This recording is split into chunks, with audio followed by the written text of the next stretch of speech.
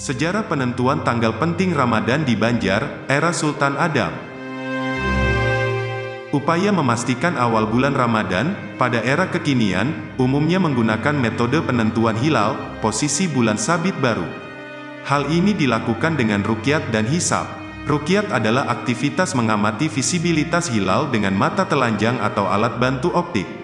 Hilal hanya tampak setelah matahari terbenam, maghrib, sebab intensitas cahaya hilal sangat redup dibanding cahaya matahari, serta ukurannya sangat tipis.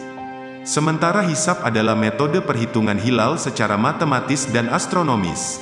Dalam penentuan awal Ramadan ini, tercatat nama Sultan Adam Al-Watsik Billah bin Sultan Sulaiman Saidullah II, Sultan Banjar yang memerintah tahun 1825 sampai 1 November tahun 1857, ternyata sudah memakai metode ruqyat.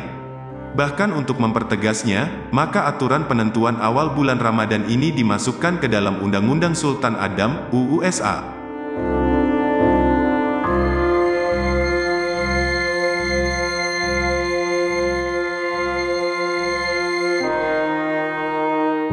Van der Ven, 1860, menuliskan kebijakan Sultan Adam dalam mengatur pelaksanaan Ramadan adalah pengejawantahan Undang-Undang Sultan Adam, UU SA.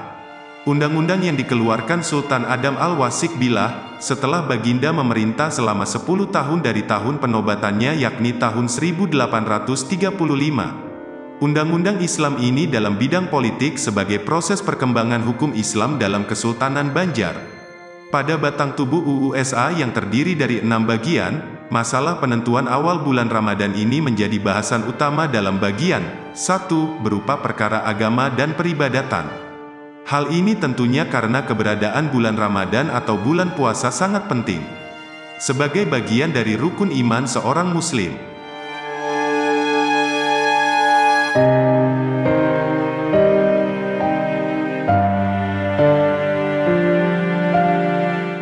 Dilengkapi bagian berikutnya, 2 perkara hukum tata pemerintahan, 3 perkara hukum perkawinan, 4 perkara hukum acara peradilan, 5 perkara hukum penguasaan atas tanah, dan 6 peraturan peralihan.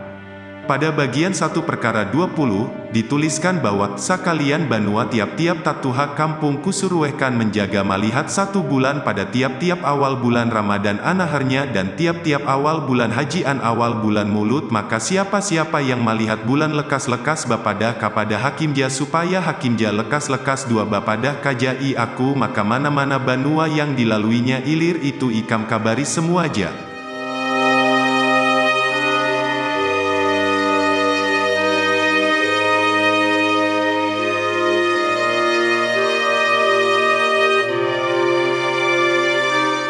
Dilengkapi bagian berikutnya, 2 perkara hukum tata pemerintahan, 3 perkara hukum perkawinan, 4 perkara hukum acara peradilan, 5 perkara hukum penguasaan atas tanah, dan 6 peraturan peralihan. Pada bagian 1 perkara 20, dituliskan bahwa sakalian banua, tiap-tiap tatuha kampung, kusuruhkan menjaga, malihat 1 bulan, pada tiap-tiap awal bulan Ramadan, dan akhirnya, dan tiap-tiap awal bulan haji, dan awal bulan mulut, maka siapa-siapa yang malihat bulan, lekas-lekas bapadah kepada hakimnya, supaya hakimnya lekas-lekas jua bapadah kaja iawan aku, maka mana-mana banua yang dilaluinya ilir itu, ikam kabari semuanya.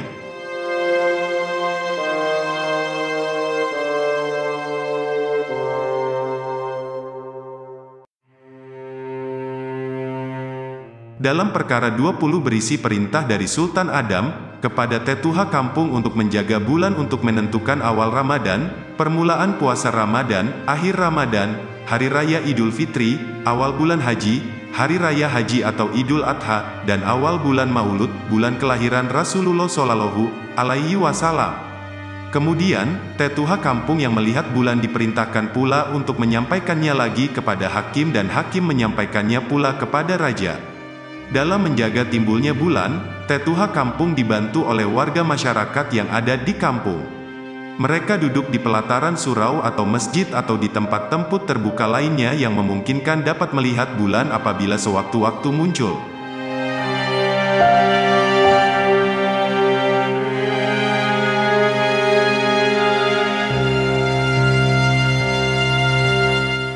Dalam Litera, volume 12, nomor 2, edisi Oktober tahun 2013 dipaparkan hingga sekarang, tradisi melihat bulan tetap saja dilakukan di kampung-kampung.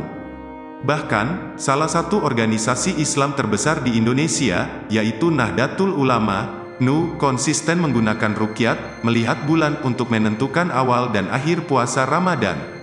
Selain masalah Ramadan yang dibahas dalam UU SA, perkara agama dan peribadatan juga diatur dalam perkara 1, 2, 3, 20. Perkara 1 berisi perintah kepada semua rakyat agar beriktikad, berkeyakinan, ahlu sunnah wal jamaah.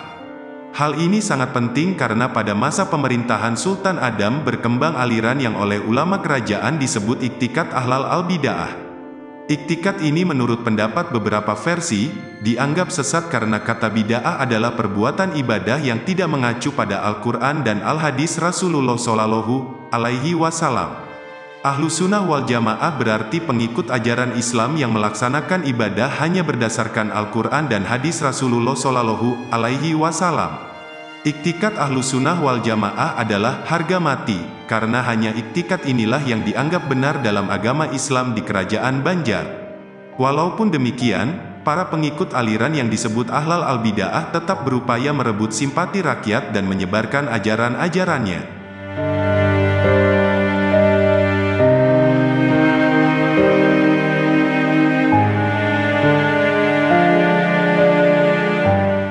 Kemudian perkara 2, berisi 4 perintah raja, yakni, 1. Perintah kepada tetuha kampung untuk membuat surau, 2. Perintah kepada semua rakyat agar membawa anak-anaknya untuk sembahyang 5 waktu berjamaah, 3. Perintah kepada semua rakyat membawa anak-anaknya sembahyang Jumat, dan 4. Perintah kepada semua rakyat agar melaporkan kepada raja apabila ada orang atau kelompok orang yang enggan sembahyang berjamaah dan atau sembahyang Jumat.